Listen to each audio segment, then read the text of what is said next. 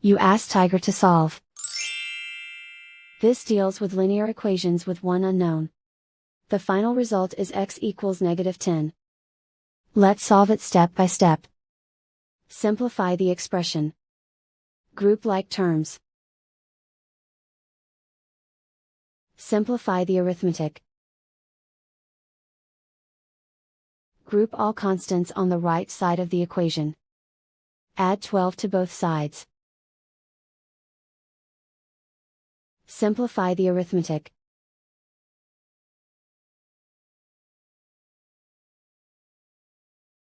Isolate the x. Divide both sides by -2. Cancel out the negatives. Simplify the fraction. Move the negative sign from the denominator to the numerator.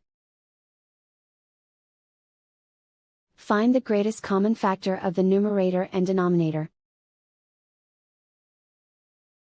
Factor out and cancel the greatest common factor. And so the final result is x equals -10.